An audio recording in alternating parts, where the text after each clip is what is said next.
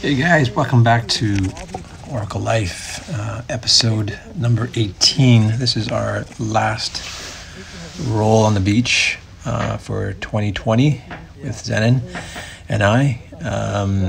This kind of marks a special end to a great run during the summer of COVID quarantine life and getting some minimal risk rolling in. As you can tell here, it's still pretty chilly.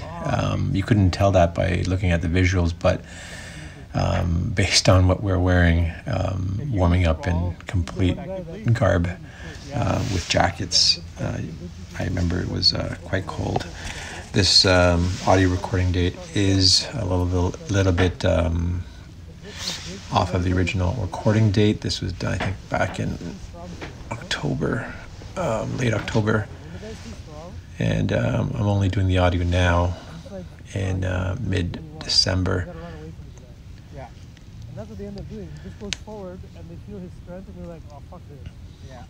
And gotta say, I really miss the live rolling.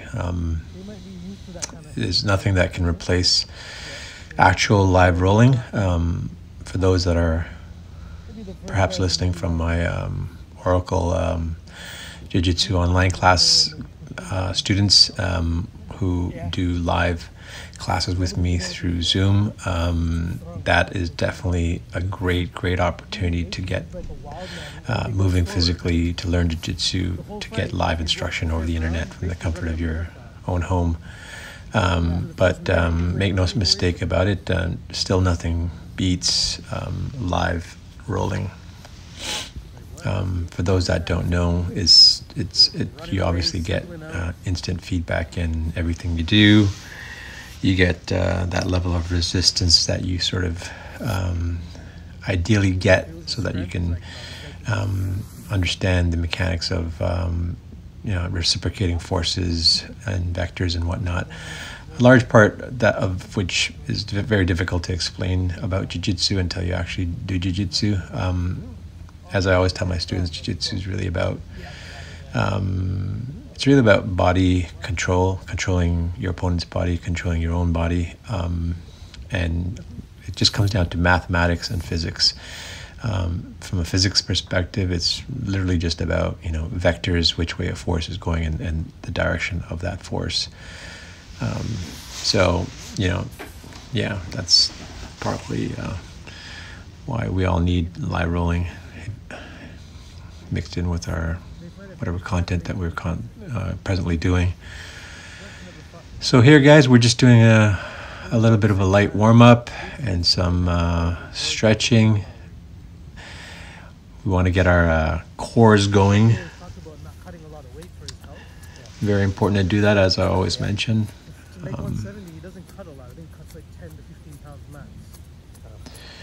It's December 14th, actually, and we're just about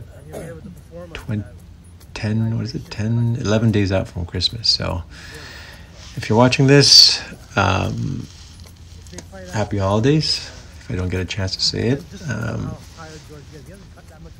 Hope everyone's staying safe. And the good news is today is V-Day. It's officially Canada's Vaccine Day, with the first batch of vaccines came in today. I don't know if anyone has gotten their shots yet. They may be getting it as I actually make this recording right now. So pretty exciting stuff. I think we all probably saw the first, at least in the Western world, vaccination of a lady in her 90s and a man in his 80s in Great Britain. The guy's name I can clearly remember was William Shakespeare. So they got their vaccines. And I think overall it's been positive results. I think there's been one or two exceptions of people having extreme allergies and reacting to the vaccine or a component within the vaccine. But I think that goes without saying. people with extreme allergies are going to most likely react to any foreign body that's entering their skin from, foreign objects like a sliver, pollen, dust, and now apparently vaccines as well. So I don't think that's a cause for alarm. I'm personally looking forward to the vaccine. I know there's a lot of anti-vaxxers out there. But I'm going to be the first one in line when my opportunity comes up. So yeah, good news on the horizon. I think 2021 will spell a more positive outlook for the economy globally. I'm really hoping people are going to be a bit more happier. I don't know how you found 2020, but a lot of people were on edge. And you can really feel that. I felt it, at least, when I'm going to shop at Costco and any sort of place where there's going to be people and lineups, and people are just on edge and edgy, very, it feels like they're very short-tempered, looking out for themselves, which is just really sad to see that from, the perspective of humanity and where we're at presently, and we haven't really quite changed in hundreds of thousands of years. If you don't remember it, then you didn't, because he would never forget. Here I'm doing the mountain bike. He's the guy that's coming back to the mountain climber. Zenon seems to get warmed up a lot faster than me. He usually stops before me. And he's ready to go, as you can tell here. Me being perhaps a little bit older, I'm always careful to make sure I get as much warm up in my body as possible to raise that core temperature and minimize the risk of injury. They hung around too long and get beat up and knocked out. But he came back, he had a few wins, he won his last fight. So what's, as I just continue with the warm-up, guys, I'll give you a little bit more briefing on what's going on with Oracle Life. As I mentioned, we have dropped the brand new release of Oracle Jiu-Jitsu Online, both live and pre-recorded sessions. So if you're watching this and you're interested in keeping active with the community and learning, what greater opportunity than to actually join in our classes with a live coach one-on-one. Right now it's just every Wednesday night, 7 to 8 p.m. and Sunday mornings 10 to 11 a.m. So I'll add it to the description below where you can sign up. And if you're not capable of doing live sessions for whatever reason, you can definitely still sign up for our pre-recorded ones, which will be the actual live sessions recorded and uploaded, and for your viewing pleasure at your leisure whenever you care to. It is a bit cheaper, and it'll be about a week delayed from the live sessions. Regardless, you will have access to your Veda Hub dashboard. You will see the curriculum online in the curriculum section. You will see, obviously you won't see feedback for the recorded people. For the people watching it on recordings, I'm not going to be able to observe you, so I won't be able to give you feedback. So that portion of the dashboard will, in effect, not be as effective as the live people, obviously. So if you are live, part of the live class, your live dashboard will be active, and as mentioned in the details, these live classes are still graduation compatible, meaning you are being observed for promotions and whatnot. For the recorded, while that is still applicable, obviously because I can't actually see you during the one-to-one classes on a regular basis, it will be proving more challenging to grade you. So that's something that still has to be worked out. Invariably, I think what will happen is in 2021, hopefully, the mats will be reopened inside my academies, and at that point, we can always still, if there's any people still in the recorded session classes will have to come in for into our classes for actual observation and evaluation purposes. What else is going on? So yeah, as I mentioned, we launched our first class. It went well. I was happy about that. We're just working out some of the details of the actual room. I'm in my third floor house, and you can clearly see it's a house. It's nothing. I don't have a fancy setup just yet. Maybe I will in the future, but I'm not trying to make it so pretty as it is the content. The content obviously is more important to me than how it looks of what we're doing. So having said that, I did forget to bring up my big purple mat that you can see in front of you. So that'll be in our classes following this week, which will make things a bit nicer softer on my knees. Video and all that stuff, I think we're doing fine. I think we had almost no glitches in our premiere episode, premiere launch class. A couple of times I think individuals had a few glitches in their frame rates dropping, and I think it was on their end. I'm on Bell 5, so I got 1 gig download and 600-700 upload, so I don't think it's my issue on my end. So overall it's been pretty good. I can't complain.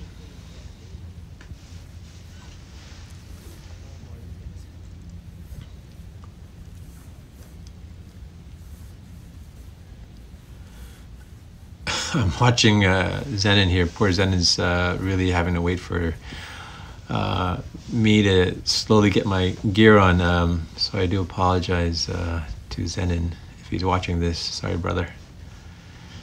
I'll try to move it a little faster for you next time.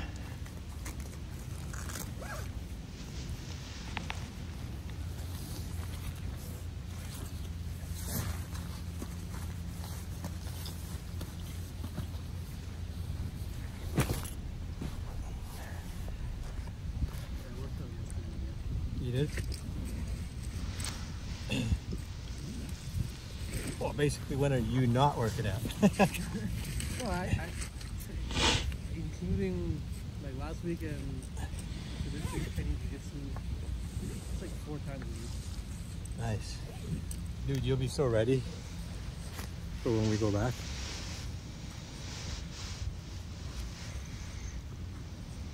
You know what, honestly, at this point, it's not even about going back, it's just adjusting. When you think about it, training is just like, Yeah. it's just what we do. But, I mean...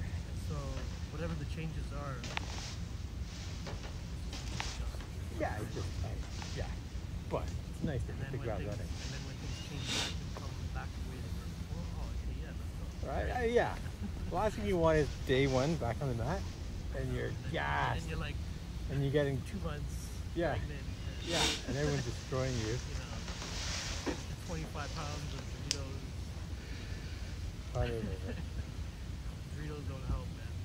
I know, I got all the Halloween bags in. Yeah, they're not going up as quick. Yeah, I know, right? They're gone. Like, they're just so small. I had 3 of them. Oh, I have a whole box of... I have a box of like 50 bags.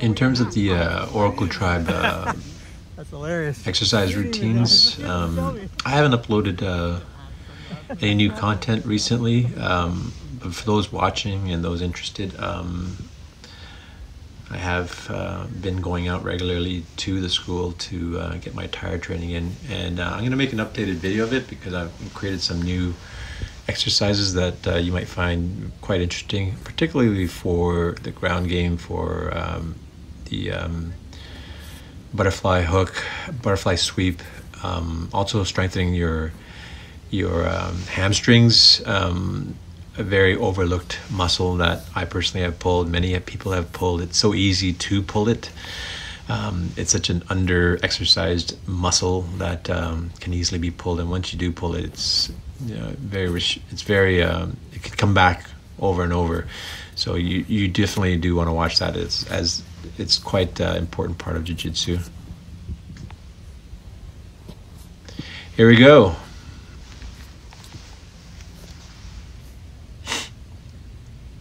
So I'm here in my seated guard. I got top neck control. I've got Zenin's belt. I think I do. No, now I do. Oh, I let it go.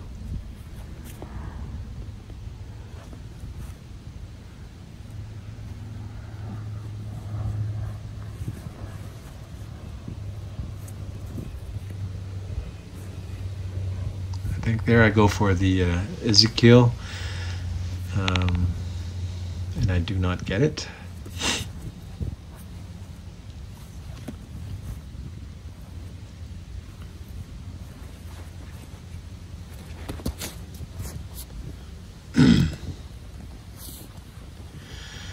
Classic knee shield.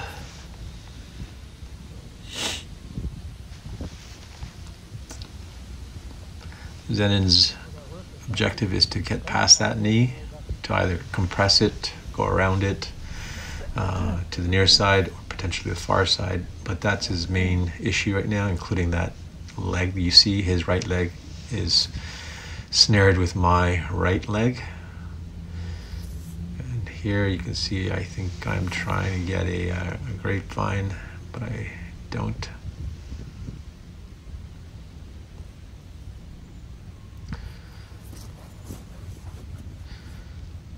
There, I get the grapevine. Oh, I just lost it again.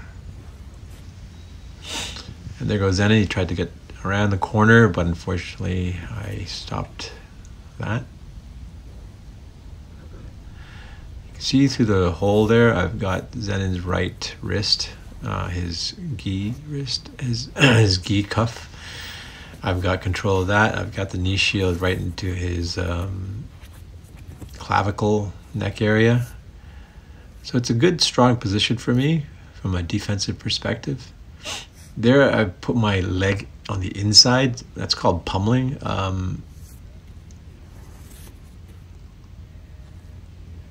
I forget why I did that, but generally you do that if you're trying to prevent a very stacked pass, a crushing stacked pass. But in this case,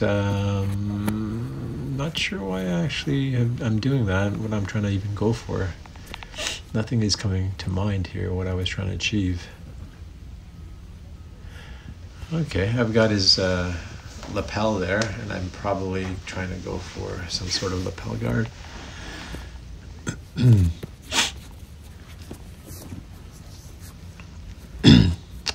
Zenin easily gets past my guard there.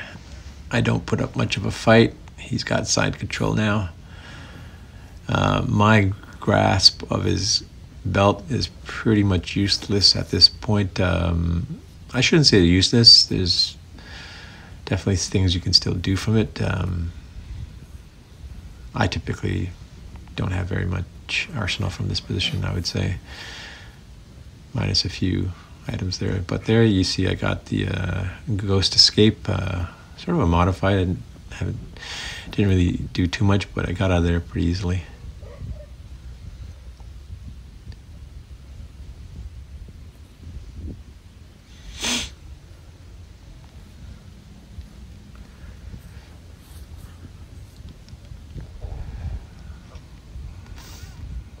I'm not sure what Zenin was going for there. I would think he would have gone for my back, but for whatever reason, maybe I had one of his collars, or maybe I had his lapel still. He didn't take my back, which I thought he should have.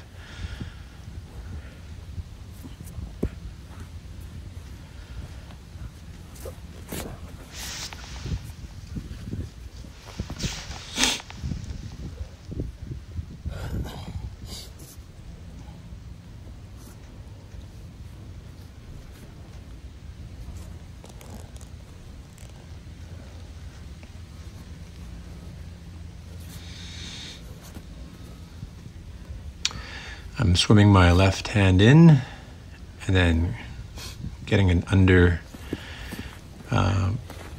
grip, letting go of the lapel for a deep half.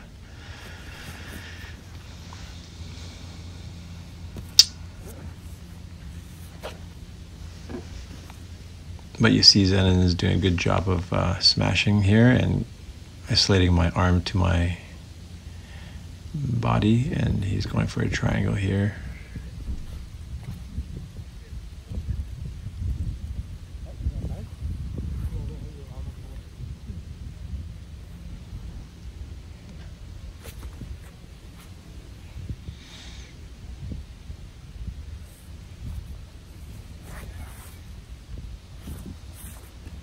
So Zenon is very close to securing this triangle. I'm not sure why he didn't just go for it.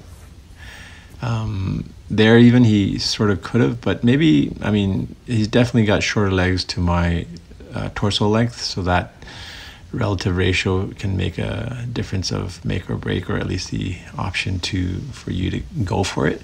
So yeah, I'm not sure why he didn't apply a bit more forward pressure with his upper body to lock in that triangle.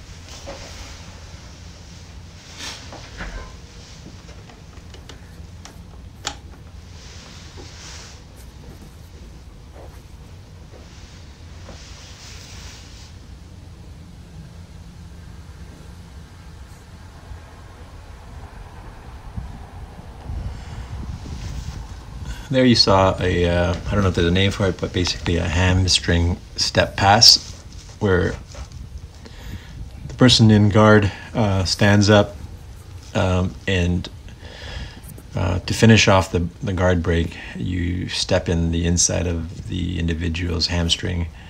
It serves for two purposes. One, it smashes that leg down and has one less leg of resistance, particularly for pummeling. And then secondly, you can attack the other opposite leg far more easier.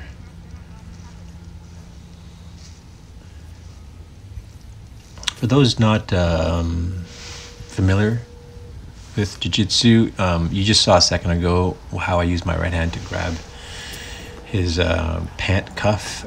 A lot of what you see in Jiu-Jitsu is you can't see a lot of what's in Jiu-Jitsu because it's oftentimes hidden behind the scenes. A lot of stuff is done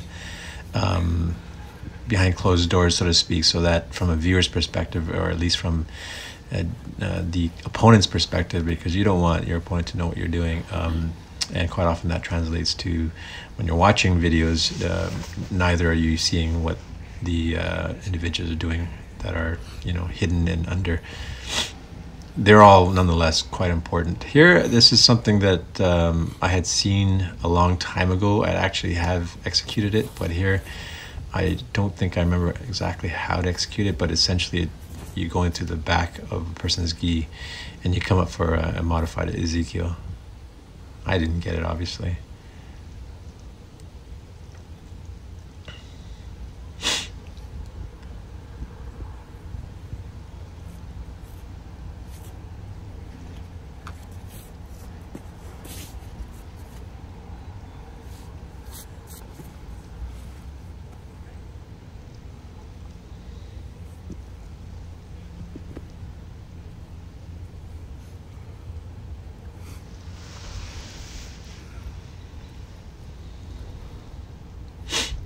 So I've got the seatbelt grip on Zenin. It's one of my favorite go-tos. It's very simple. It gives you lots of opportunities from there. As you can see, I dropped down into an armbar potential, missed it, and ended up in guard. Unfortunately, that's in my books a failure. But from the seatbelt, it's a very secure position. Lots of options to take it back, go to armbar, whatnot, chokes, and it's always right there for the taking. I mean, that's an obvious statement, but I don't know. I think from a beginner's perspective, it's probably should be encouraged more from an instructor's perspective to encourage those beginners, white belts, maybe even blue belts, that the importance of the seatbelt. Sorry, I was just looking at those guys there. I forgot those guys were doing a film shoot that day.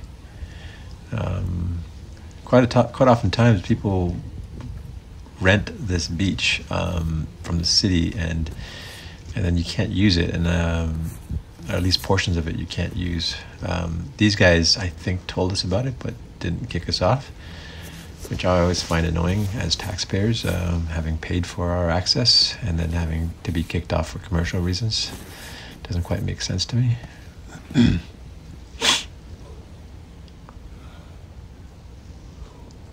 Zenin sees the butterfly sweep coming here, and he stays back. I got everything set up. I got his left arm, I got his belt, and I got the hook in. But Zenin is sitting really far back, and it's quite hard to get that leverage to get the sweep.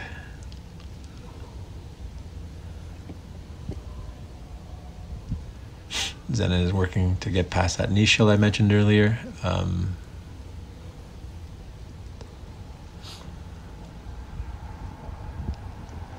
And we reset.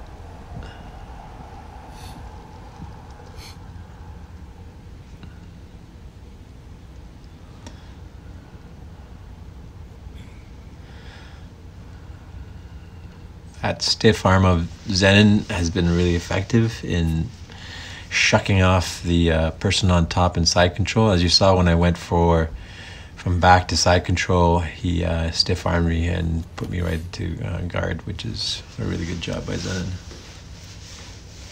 Again, that is actually another one of those fundamental moves that, at least at the lower belts, are probably underutilized in terms of energy expenditure to effectiveness ratio. Is I would say is right up there with one of all the moves that are out there. For what you have to do and what you can get out of it is incredible with the stiff arm. It's so good that you can use it on higher level belts with great percentage results of accomplishment. Of course, there's drawbacks like anything else, but we won't go into that right now.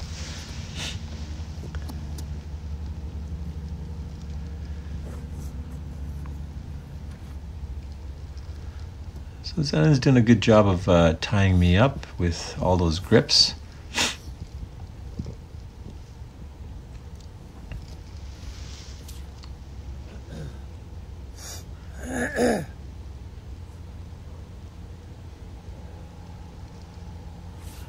I got a heavy squat, and there I go into what I call the Pete special.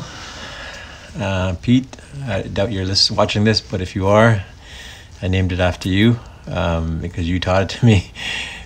Pete's a good friend of mine at the academy I train at, and it's one of the moves he loves doing. And yeah, he would rock it on me all the time, and it was so frustrating. And eventually, I learned it myself, and I love it. It's what you saw there is the setup is nice and non sort of projectory, that's the right word, but essentially you're picking one of let's call it the same side pant cuff at the bottom, and then you're going to get the arm cuff at the top, both on the same side, and you can do it slow as you want. That's the beautiful setup of it. Obviously, if your opponent knows you, and the moves you do, then obviously it's a bit more projection-y. But for the casual match, it's very effective in just casually setting it up, and then you can rewind it. But essentially, you're doing a spinaroo, not a spinaroo. Sorry, you're doing a lift, a dragon lift. So because you have both sides, you can literally lift that individual up and expose him to many different attacks, most notably just knee on belly, side control, that sort of thing. Now, I've done it to a shit ton of people of all belt levels, up to brown, even black belts, but notably some black belts. One particular individual, I was amazed how when I tried to execute that, they are able to get that opposite leg to pummel as I'm lifting literally half of their body on the one side opposite to me. They are able to get that pummel leg in. It was quite an incredible sight to see. So there are defenses to it.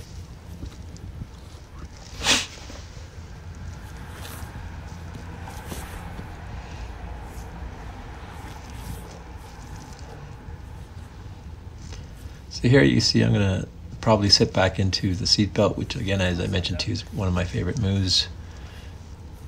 It involves getting it to your knee and either dragging him right into you. If the opportunity is there to get your hooks in, obviously get that, and I do right here. I get the figure 4.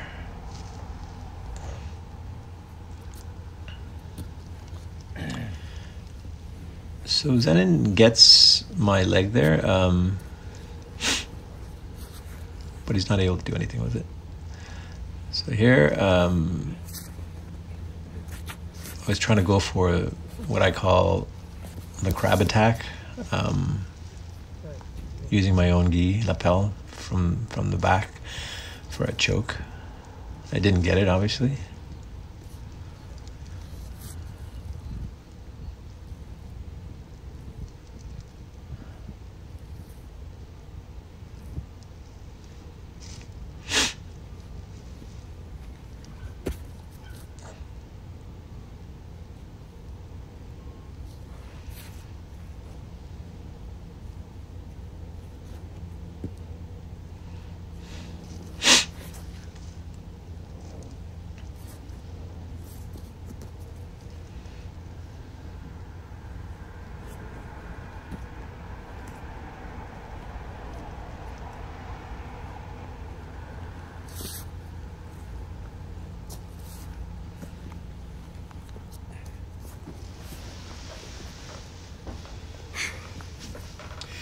Yeah, normally when I get this, I'm not sure exactly what I'm trying to do here. It's not a particular technique I've learned. It's something that I've been trying to work out, which is the near side lapel,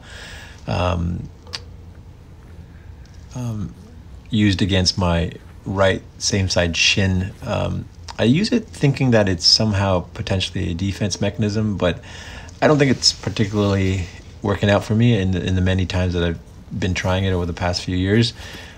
Maybe I just haven't worked out the mechanics just yet, and you can see it failed there. I think across the shin is the issue. It's just you're not getting enough distance management.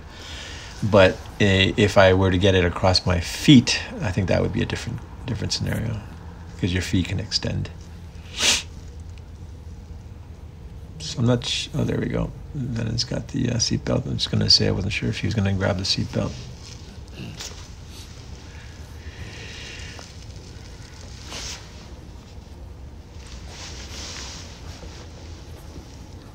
Guys, we're at approximately at the 40% mark.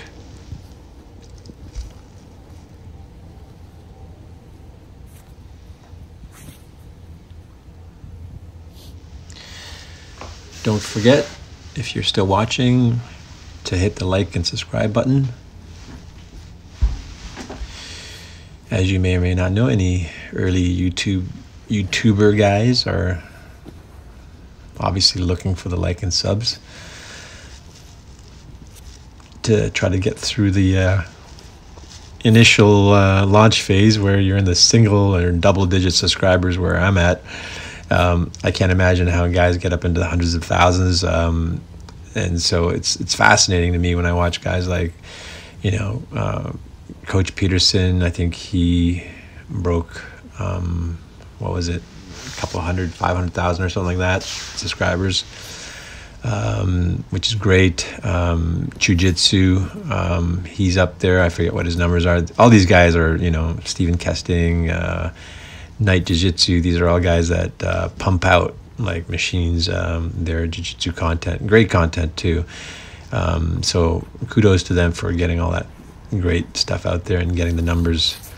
But when I look at it from my perspective, I'm like, how do these guys do this, put out so much content? And you know, and as I said, kudos for them to be able to get that much content out there on a regular basis. So good job on them.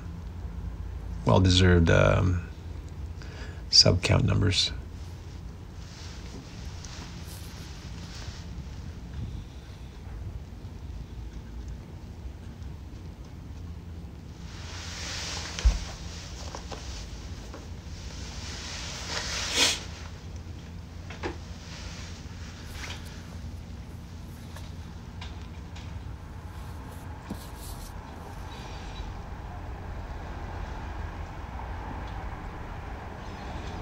So Zenon is setting up an armbar, I think, or he was at least. And he transitions to mount, maybe looking for a Kimura, back take now, possibly looking for a collar choke.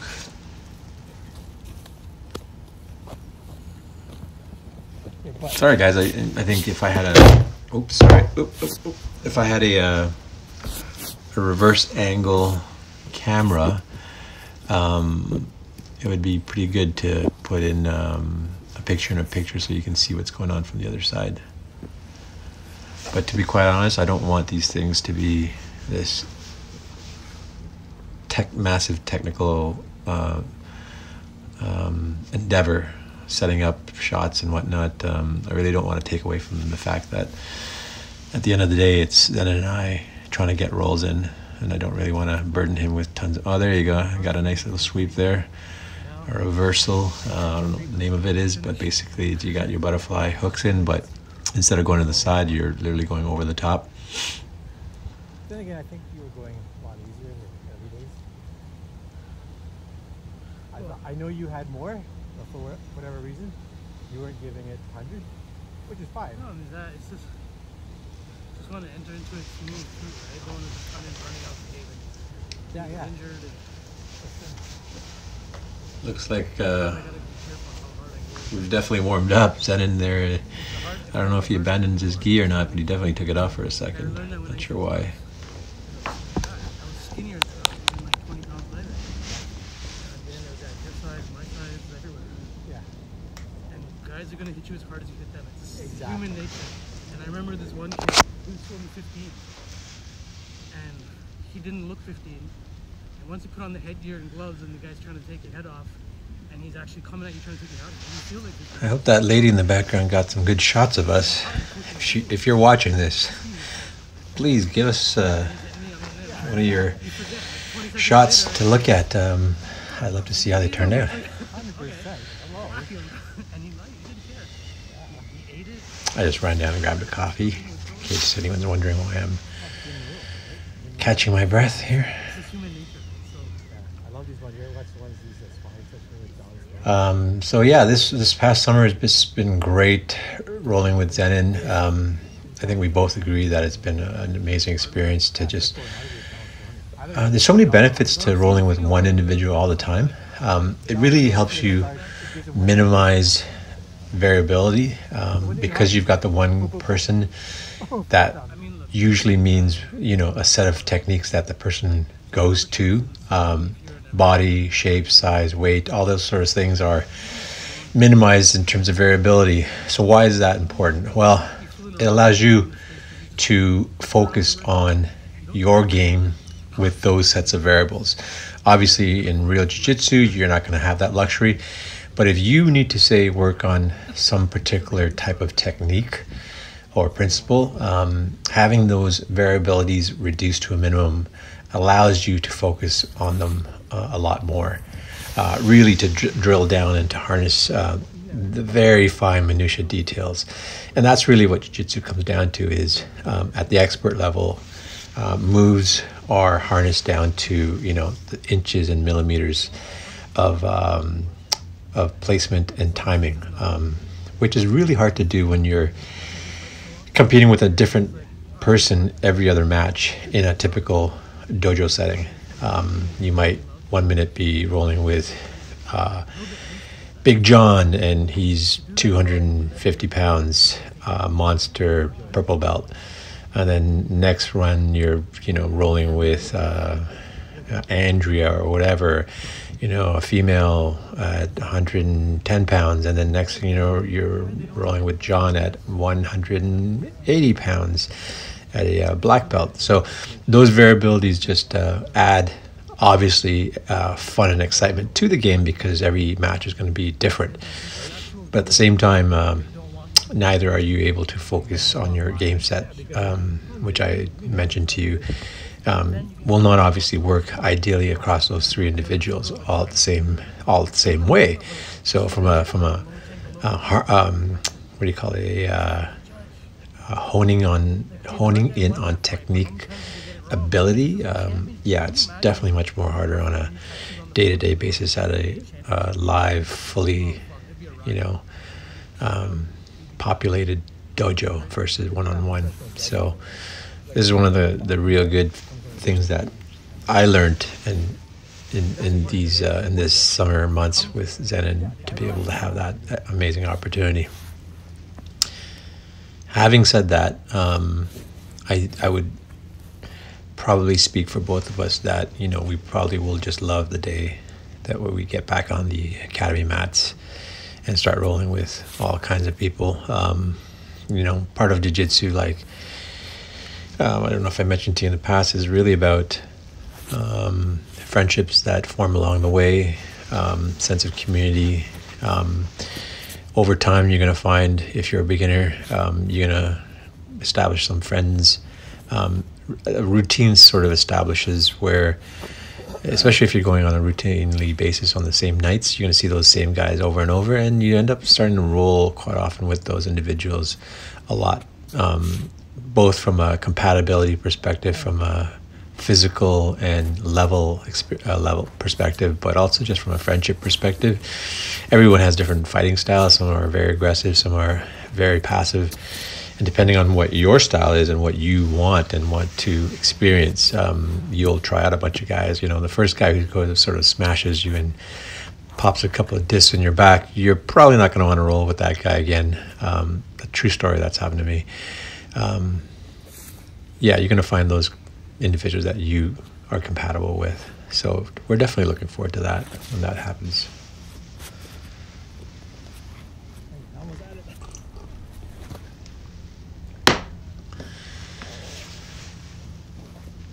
So here I'm pretty passively allowing guard pass.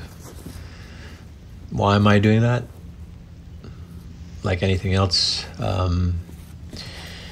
I think in order to give, in order to receive, you gotta give. You gotta allow your partners to a certain amount the options to work on their technique.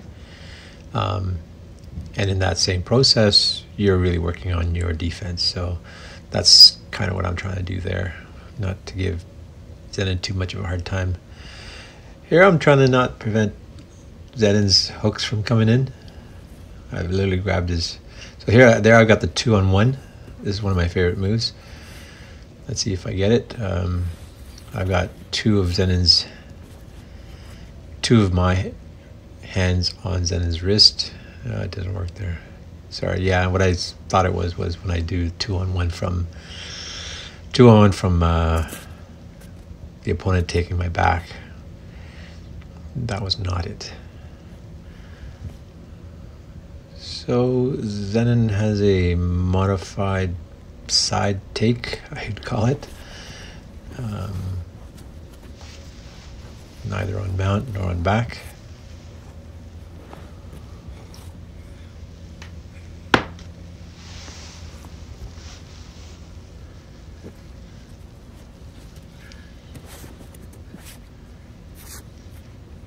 He's moving up, which is smart. Up meaning my torso. I abandon that and he takes my back. Moving up is good because you're trying to isolate your opponent's arms by getting your knees under the armpit. It minimizes your opponent's options. Keeping that position is another story. So I'm not sure what Zen is trying to do there. I think he had an arm or a collar, maybe going for a choke or a, not sure what.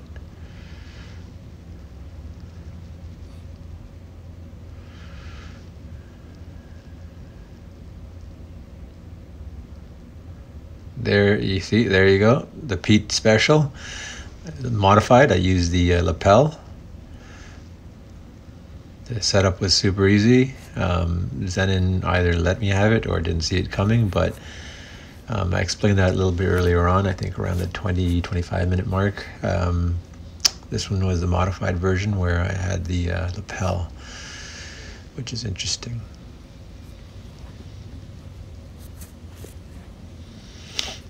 Knee across belly, not being a complete dick by driving my knee in, just really a pin move. It's not so much uncomfortable as it is a pin move, slightly, you know, restricted breathing, but nothing too painful.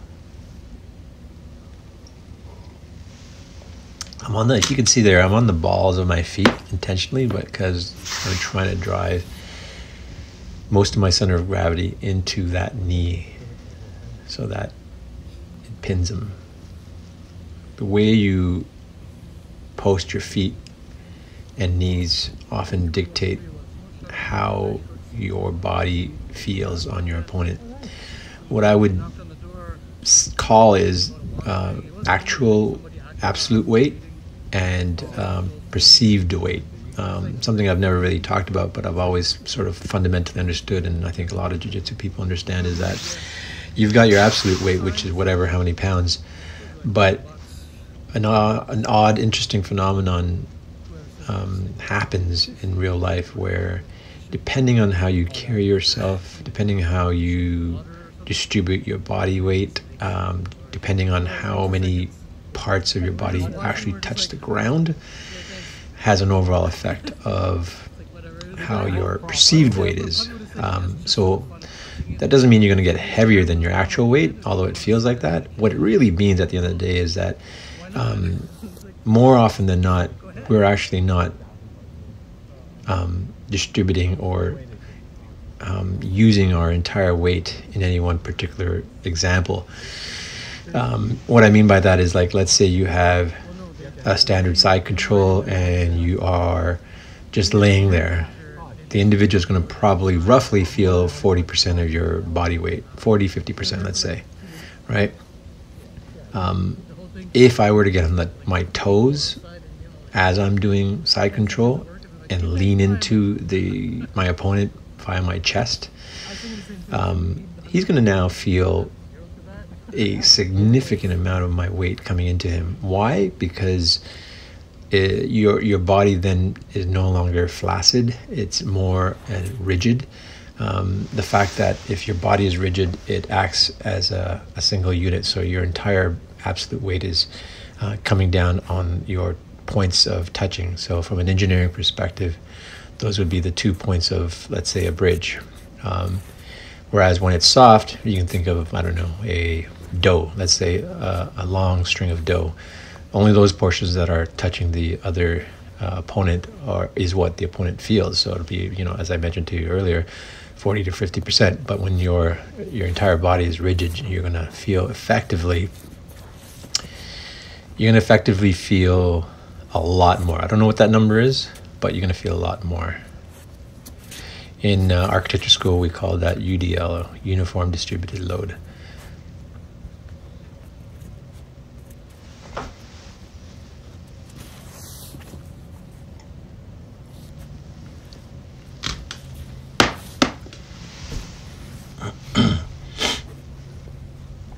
these are actually things that I want to explore a little bit more if I have the time and the resources. I have a thing on VedaHub Oracle Jiu-Jitsu called Veda Labs, and it's basically, the concept is we look into the physics of Jiu-Jitsu a bit more in detail.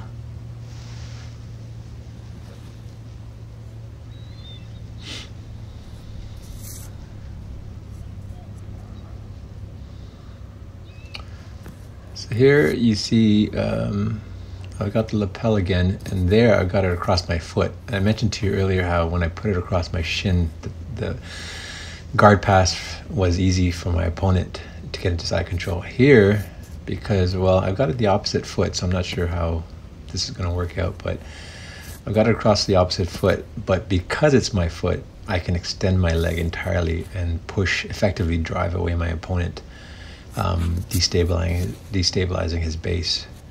Now, what could I do here in retrospect as I'm watching this video from the comfort of my TV monitor? I switched foot there, but I could possibly do a sort of, if I could hook his near side knee, I could look for a sweep. If you guys know what I have, maybe I tried to go over the top and I failed. You guys have a better idea, let me know in the comments.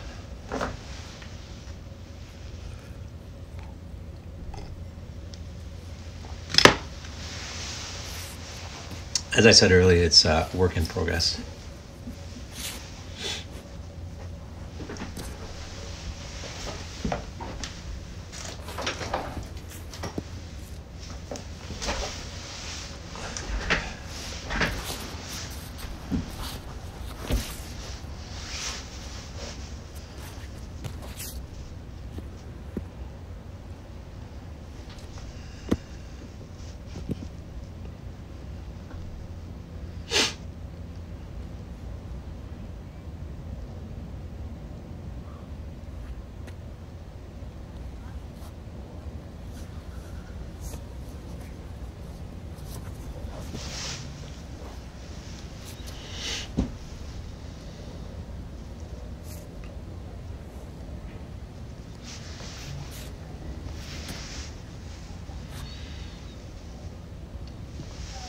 I think Zenin was going for a gift wrap.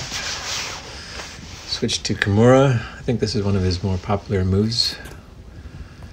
Under the right conditions, he does get it. He is quite strong. But because I can see it sometimes set up far away, you are able to prepare for it a bit better.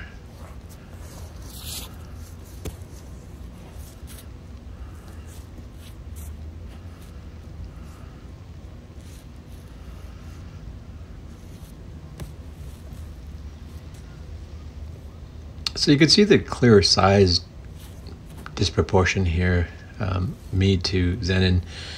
I don't really think too much about it during the match, but as I sit here and watch the video again 6 weeks later, whatever it is, I could see, you know, the size discrepancy. It is obviously more challenging from Zenin's perspective. I think he's like 5'5" or something like that. I forget how much he weighs, 150. So yeah, there's a considerable, I think, 60 some odd pound difference in, you know, 6-7 inches.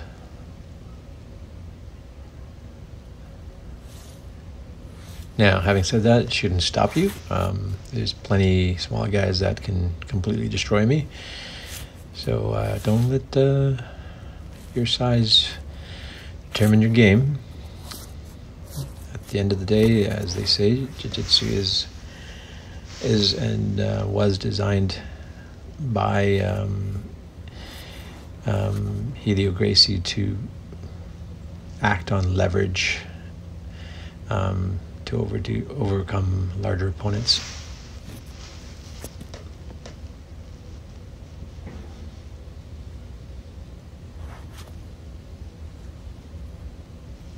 So there's a good gut shot.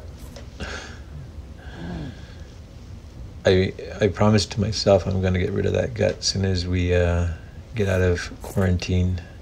right now there's very little, I guess you'd call stimulants in our lives. For me, there isn't. So I like my beer and wine, so that's what I often do on the weekends with my friends. We actually have been playing Catan for the entire COVID. They're part of our bubble. And we've been playing Catan Friday nights and having a couple of beers or a couple of glasses of wine and having a good time. So without that and without these jiu-jitsu rolls, I don't know, it might have been a very different story.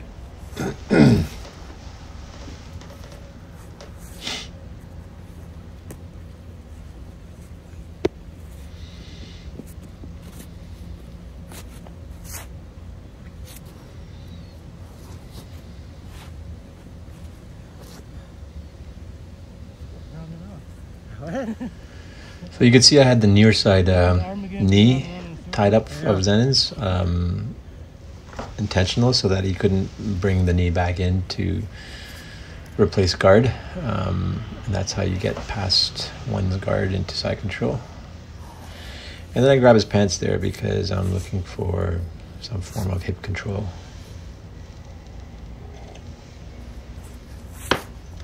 I explain little things as they come up. Nothing may come out of it, but if you're watching and you're a beginner and you're asking why did he just do that, that's why. I'll tell you why I do that. They may not be successful. So Zenon did a good, that was an armbar attempt, but Zenon did a good job of creating that space between the two of us and managed to avoid it.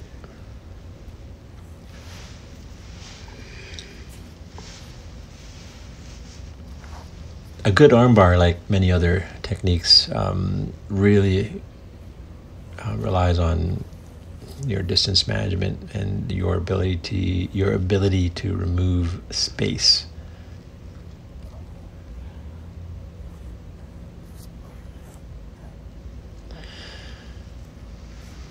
Looks like I'm going for another armbar. Okay.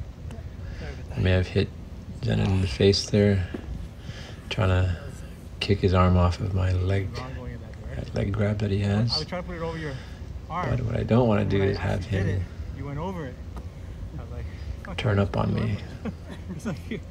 Here I'm trying to look for a calf, or sorry, a bicep slicer, but I don't think I have it. Instead, it looks like I'm going to go for a neck crunch, a modified neck crunch of some sort. Turn into a Americana. Yeah. And who are you going against? A lot of options from there. They know how to defend it. Like, I know. I feel like a idiot. Yeah. No, it's just timing, man. Get the right, get a foot over. Like when you stood up and you went to pull it past, it was just my one toe. Zenon's holding his arms. I'm not sure if he got injured there. I don't recall. I don't remember exact specifics of this match. I don't think I injured him. Nothing there was particularly tight. As I mentioned earlier, we tend to tap very early because neither of us are looking to injure the other individual, considering there's only the two of us. You know, we're keeping it friendly.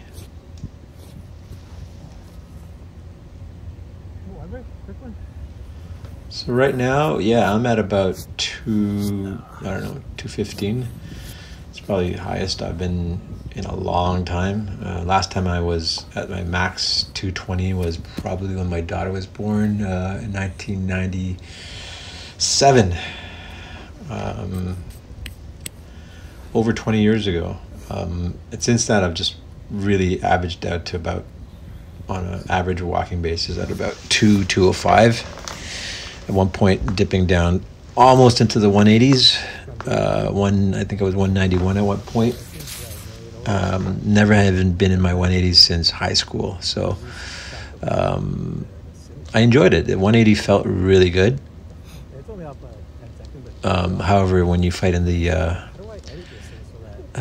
middleweights, I find they're more animals. Like they're tough. The middleweights are tough. The heavyweights, are definitely tough as well, but it's a different type of match. The middleweights move fast. They got a lot of sort of that lean muscle strength. The heavyweights tend to rely more on their absolute weight for domination, so they're not doing things particularly fast as the middleweights, so much so as they're trying to control your body through their sheer size. So yeah, it's a different game. I just gave the part 2 symbol there. I think I did that from a video managing perspective. I was mentioning to Zenon how when you're clipping these videos, there, number 2 sign again, when you're editing the videos, you often lose track of matching the audio to the video, and it seems dumb and not something that would happen, but quite actually it's quite easy to actually lose track of the two. You think they just start at the same time, yes, but if you do a couple of edits, things can get messed up really quickly.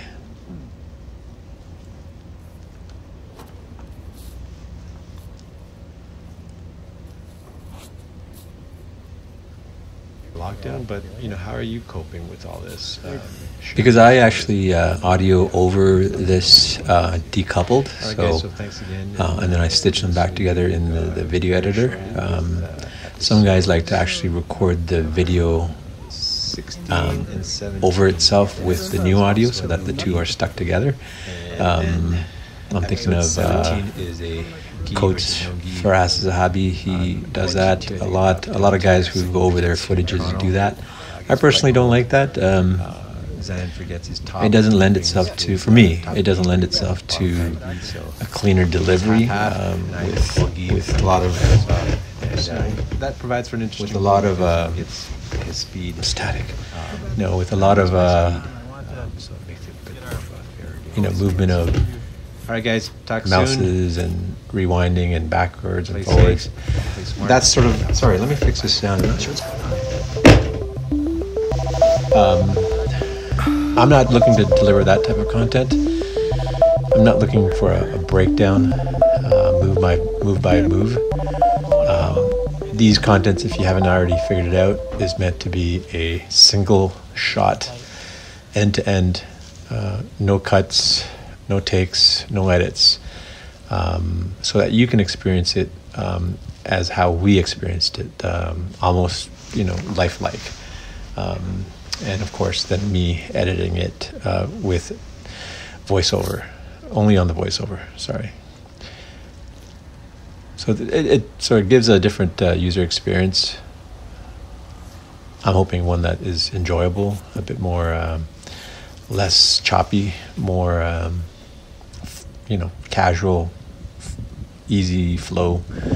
Something that you can just turn on and not necessarily have to watch every single minute of it, but you can have it running in, say, in a picture-in-picture or on the side screen, or if you have dual monitor running on the side to do a couple of other things while you're running this in the background. That's really the sort of sweet spot that I'm looking for.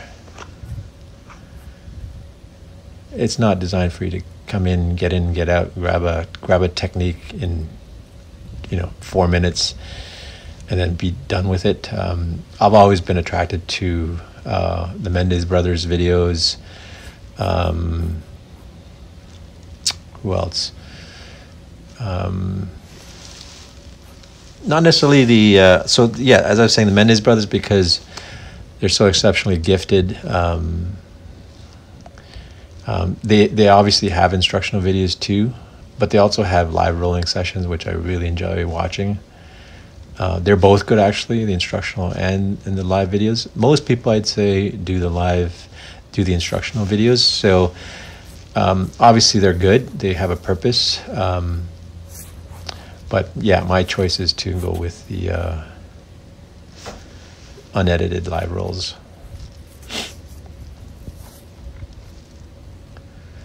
So Zenon here is got a collar, presumably looking for a choke.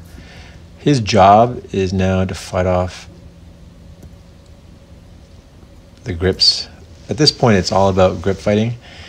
And believe it or not, there is method to the madness. Quite often we don't explore it in detail enough, and we learn through trial and error. I myself wouldn't call myself an expert in the methodology of grip fighting for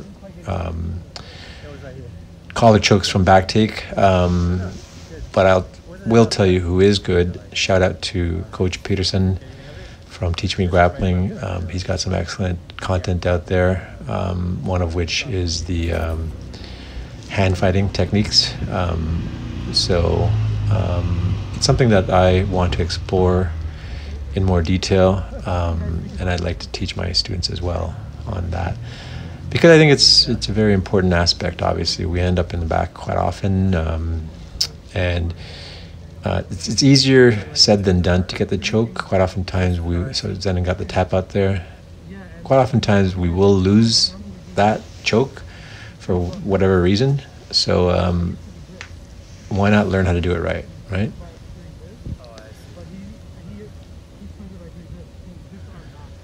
think I indicated that the choke was across my jaw. Not that Zenon was doing any dick move or whatnot. He doesn't fight like that. But we do agree that, that you should be fighting at a most realistic level from a technique perspective. So if that involves some of these so-called dick moves where a choke is across your lips, across your teeth, it's unfortunate, but you should still do it so that you're learning both from the doer's perspective, but also the defender's perspective. Now, having said that, we don't go 100% and smash it across someone's face and cause bleeding. We will apply it and apply just enough pressure for the threat to say that you need to get out of this, otherwise you can choose to tap out or suffer the consequences, right? So I agree with that. I think that approach is really good. In that case, what Zenon did was he got it across my jawline, which is also uncomfortable, but it's only uncomfortable. You really can't injure someone per se when your blade of your wrist is across the individual's jawline. It's just going to hurt more than anything else. A lot of guys can just grin and bear the pain and not tap out. But yeah, so overall, I like this philosophy that Zenon and I had set out from the beginning. It was more Zenon than my part. For the most part, I've always been just cut out the dick moves. But if both partners can agree beforehand, then why not? You should always, I think, in my opinion, train as close to realistic as possible. Just as Gracie Jiu-Jitsu, their mantra is as well that. They have a lot of street defense content. Many schools of thought put a little bit less emphasis on street defense, which is not a bad thing. There's many good reasons for minimizing it. One of which is that more times than not, we're not looking to get into any altercations. We're often taught, we often teach that we want to avoid altercations. In fact, my first lesson for the online class was, in fact, how to just avoid conflict altogether and distance management. So it's not at all about engaging, but disengaging actually. Now, having said that, of course, it helps to know some street proofing techniques, and so we do that. The academy I train at does that as well, but we don't do it on a heavy basis the way, say, traditional Gracie Jiu-Jitsu. And then when I say Gracie Jiu-Jitsu, I mean the brand Gracie Jiu-Jitsu, because at the end of the day, we're all still practicing the Gracie lineage Jiu-Jitsu from Helio Gracie himself.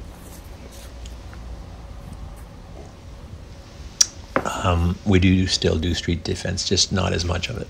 So there you could see the back take, which I'm pretty happy about. I've been able to hit that quite often. So here, no rush to get the hooks in, but there I give up the back to take side control and then reposition Zenin up into seatbelt. You saw what I did there? I was in side control, and instead of going on full on side control, I basically hoisted him back up into seatbelt. And why do I do that? Because I can. Like I said before, the seatbelt from back is a very diverse position. As you can see here, I am trying to force a collar choke. I wish that lady would take a shot already. Knee on belly, gonna transition to top. Gotta watch out for Zenin's stiff arm, which usually follows from at this point. Me, I'm trying to do a sort of a gift wrap here / transition into a triangle right there. So gift wrap, transition to triangle from side control, from side mount. Gonna sit up for the and then get the tap.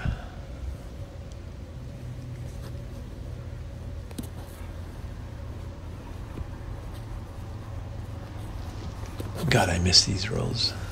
They're so fun.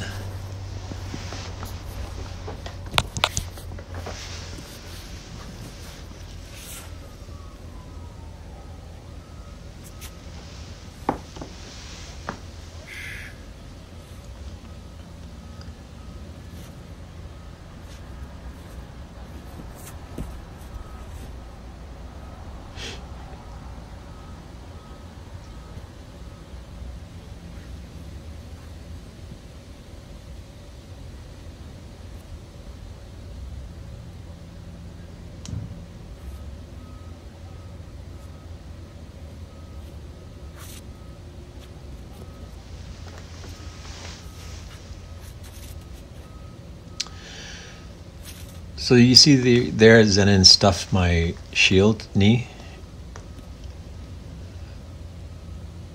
which is what his objective was, but for whatever reason I was able to reverse that and get him down. I think when he stuffed that knee, he probably should have gotten a little bit lower on his base to prevent me from getting high up on my base and reversing it. If you maybe got a cross face, that would have helped.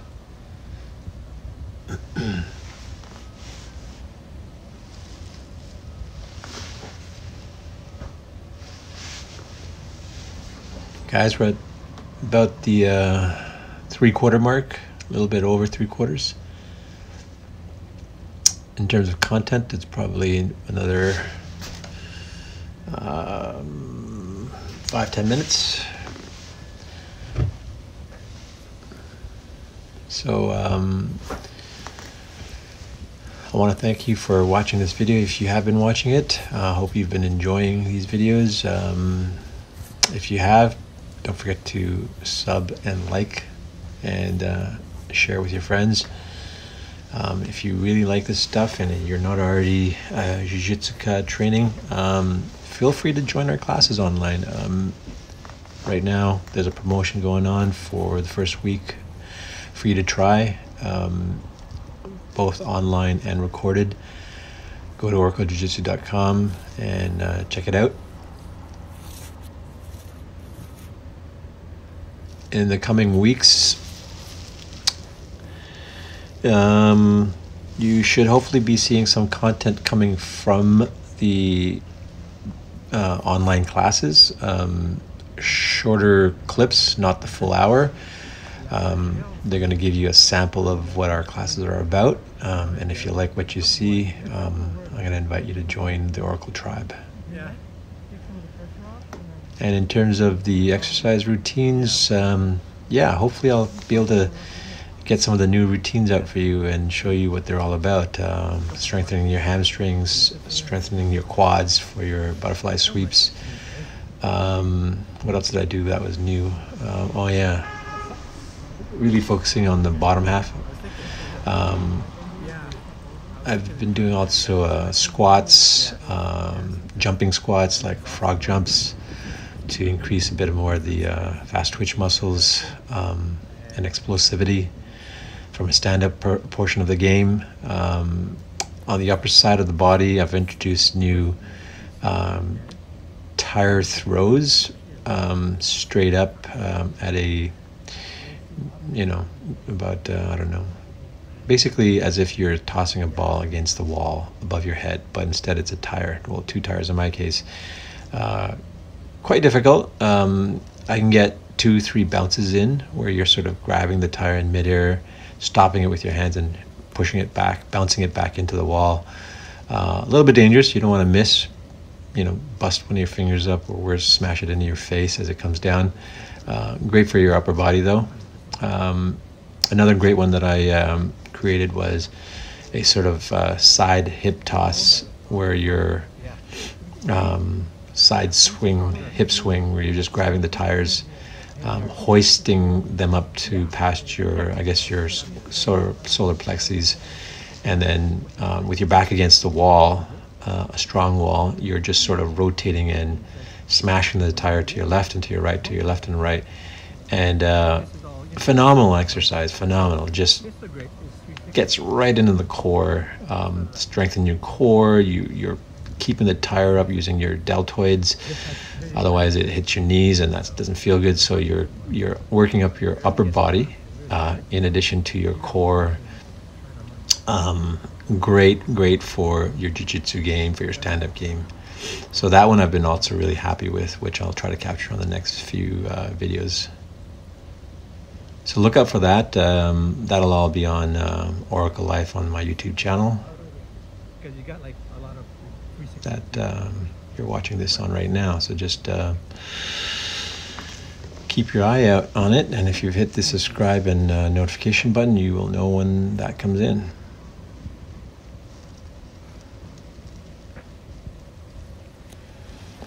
So today Apple TV just announced their Peloton competition. So the game is on. It's V-Day for most of the world, but at the same time, everyone's really joined up onto this whole online virtual sessions thing, with Peloton being the main leader, as you know. I know several friends who actually have it. So there's definitely a market for Peloton. It's not for everybody. It's not cheap, especially Peloton product is pretty expensive. In fact, I know exactly 3 people, slightly varying in demographic. One being, full-time worker, 60 hours a week type, really good for her. One other buddy's wife who probably also is quite heavy hours in corporate life. And the third person is they're sort of semi-retired aunts and uncles. The uncle is very, so there's that move again. Yeah, I don't think I ever get it, but I don't know why I keep trying to work it out. This uncle always like to stay fit. So different demographics. I think the common link for all of them is that there's a good source of income, a substantial source of income to pay for the initial costs of the hardware, and then the monthly subscriptions. Apple is coming in at a little better price point, I think, to compete with them. Apple does not have that live portion of Peloton instructors as Peloton does. Peloton also has very sort of a homey feel in terms of getting to know your instructors. There's a joke coming. We're all laughing for some reason. Getting to know your instructors is a bit more personal on the Peloton level. Missing an Apple. I'm hoping, obviously, with Oracle Jiu-Jitsu Online, I'm able to have my own sort of demographic. It's obviously not the same as Peloton or Apple Fitness, so it is structured differently. It's a bit more, I would say, smaller demographic target audience.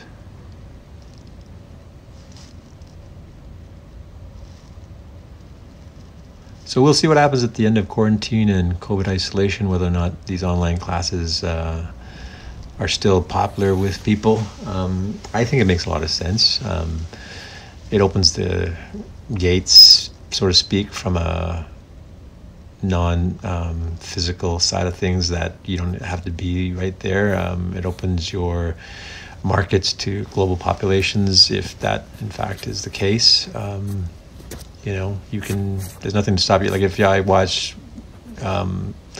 Gracie Jiu-Jitsu's online, you know, those two brothers are doing phenomenal, and they're living proof that this model has bearing within the communities, that there are people who are wanting this type of service. So that's a good sign. Fortunately for me, as you may or may not know, I've been working on this software called VedaHub, v3da.com, for some time now. It's what I call the #1 adaptive coaching performance accelerator. Really designed to help the student get better faster. It works hand in hand with my online courses right now, so that you have that one-to-one connection with me. You have that feedback, you have that monitoring of your progress and whatnot.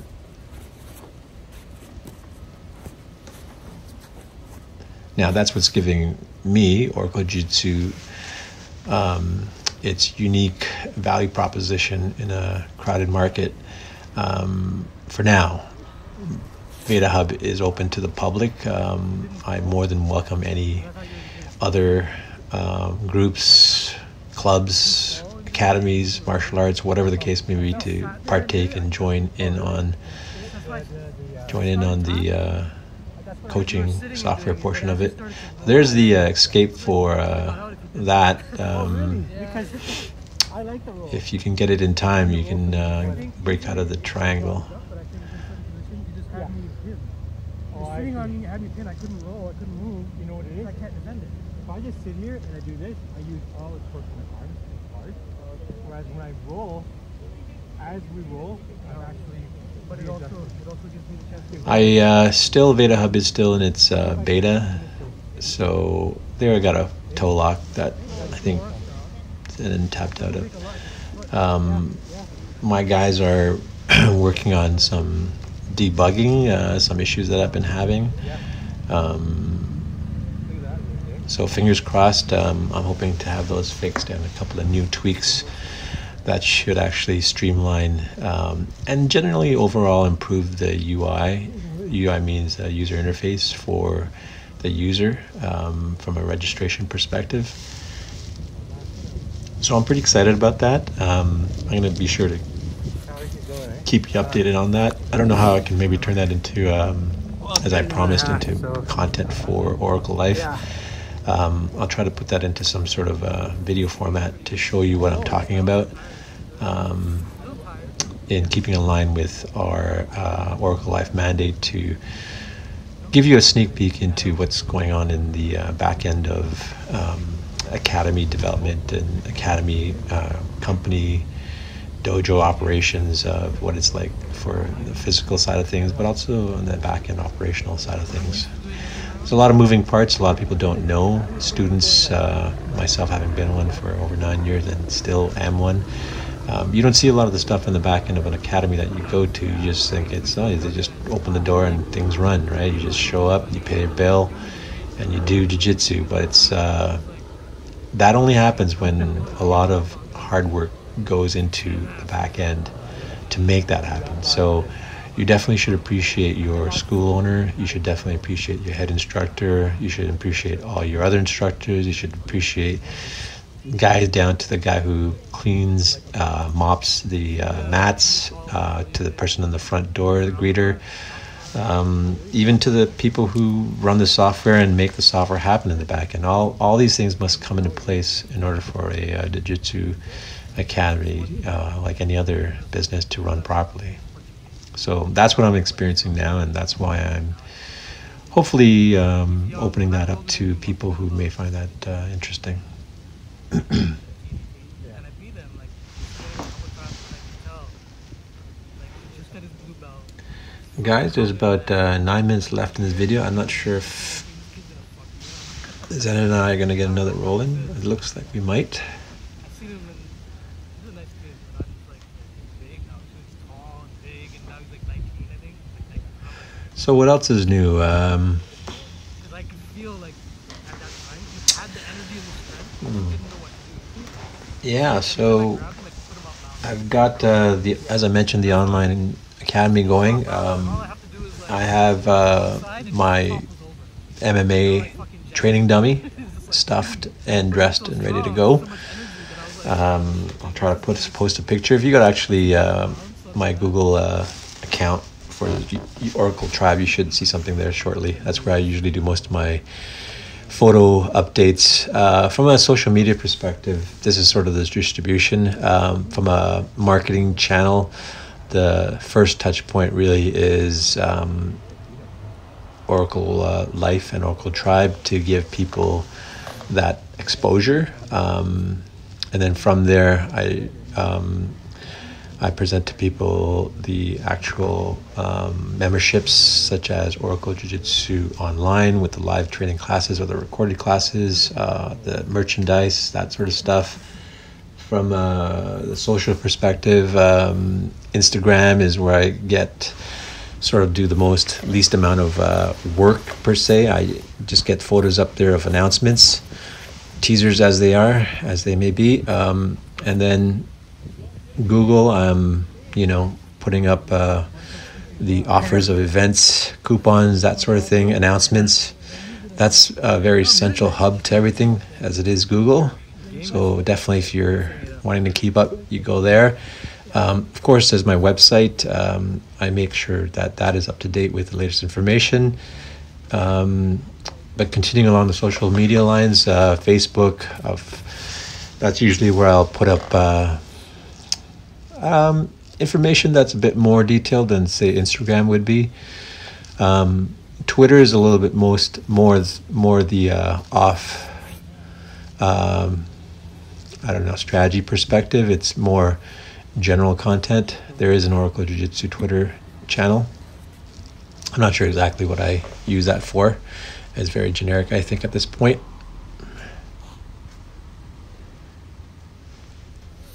Yeah, but so going back to the in-home online academy, I've got my dummy. I do recommend, if you are joining us with classes, that you consider investing in one yourself. I think they're $60, which is a nominal cost for the amount of payout that you're going to get from that. Is definitely worth it from my perspective.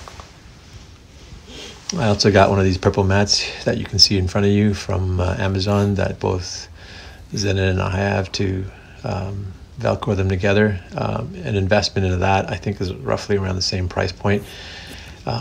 Is also another good investment if you're going to be joining us online. That's really all you need. As you know, I keep it optional for a gi, no gi, so that I'm limiting the barriers to entry. If you have your gi, I do recommend you wear them. If you don't, by all means, get started. My whole mantra is get started. Don't let anything stop you, right? If it's going to be a gi, and gis are not cheap, right? They can run you up $100 to $200 easily. So I don't want that to be the thing that gets people in the way of starting what they want to start. So that's the reason why I do that. Now, will I continue with that principle in the future? Probably not. Once the academy base gets bigger, I'll probably make it more mandatory that you wear a gi for gi sessions and no gi for no gi sessions.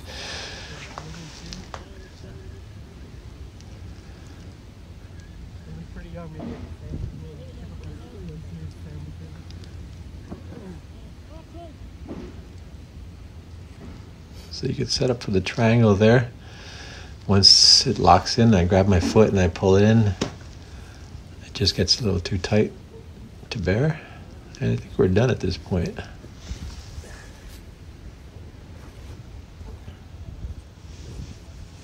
I was doing some cleanup the other day. I finally framed my black belt certificate, which I'm very proud of, and it has been sitting in my drawer for 2 years now, just a little bit over 2 years and 14 days. I finally framed it, and I gotta tell you, it just looks beautiful.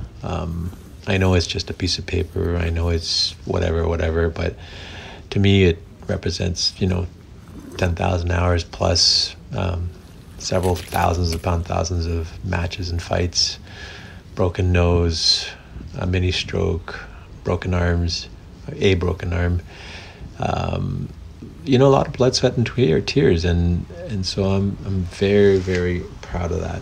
I mean, literally, I was cleaning up and I threw away my project management certificate that was printed on this beautiful paper, stock paper, heavy stock with gold seal and all that sort of crap. And I'm like, am I proud of this? Sure, it's good for my job, but no one's ever gonna see that certificate and even care if they saw it. So there it goes, chucked in the garbage. I checked several other certificates. I have them still from an accomplishment perspective, but in terms of the actual certificate, the only one I really cared about was my jiu-jitsu one. I also took the time to finally mount my belts. I think something that a lot of us think about, jiu-jitsu over time. You've got a ton of belts. You might end up having as much as 10 belts. But the ones you're going to want to keep are obviously a single one of each color: white, blue, purple, brown, black. So I finally mounted those after having done some research on what those could look like, and I decided to not frame it inside a glass frame. I thought that was just a little too precious looking. It's not something that sort of went in line with the brand of, I think, what jiu-jitsu means to me. So if you do see it, I'll post it on my Google business page. It's really simple, but to me it's just beautiful. Again, the expression of the amount of hard work, of blood, sweat, and tears that went into it. So I know you'll understand if you are a jiu-jitsuka. So that's it, guys. We're wrapping up here, getting changed in front of the camera for all internet to see. Beautiful October day that I miss so much. And if we were not in our present lockdown, with infection rates and deaths, infection rates going through the roof. I think we're at, 2,000-3,000, I lost track, 2,000-3,000 per day now. It's just been climbing, and that's per day number. The death numbers are not that high. I think they're like 40 or 50. I think that was Alberta, actually. I'm not sure what Ontario was. Alberta is definitely leading Canada in terms of infections and deaths, but even for Alberta, it was, I think, like 50 deaths per day, which, in the grand scheme of things is not actually that bad. But regardless, my job is to make it through this next phase and not blow it in the final leg of the run, to start training again with Zenon. Not to say that he's my risk exposure, but every little exposure is exposure. So for me, if I can hang in there for the next little while until I get the vaccine, I'll be a happy camper. As I mentioned to you, my not allergies, but my asthma is not particularly good. I do have an issue with asthma, and I think I'd be pretty much a prime candidate for a high-risk individual. I'm in my 50s with a bit of breathing issues, so I certainly don't want to get sick. I don't think it would be good for me. So that's my reason for those that are interested. Zenon, on the other hand, is good to go. He's in his 40s, physically fit, got no issues. So he's ready to roll anytime I want to. But it's really for me, and it's not just me as well, it's some of my family and friends that I hang out with regularly. I don't want them, they have actually asthma as well, or elderly living with them. I don't want to get them sick. Wow, there's a nice close-up shot of my toes. guys, once again, if you made it this far, congratulations. Give yourself a pat on the back. Leave me a comment in the bottom. Let me know you made it this far. Are you watching these videos? Do they have any impact on you? Do you like them? And again, like, sub, share, please. And join us in the Academy on the online if you do get a chance. All right, guys? Have yourself a great day. Stay safe, stay smart, stay strong, and we'll see you soon.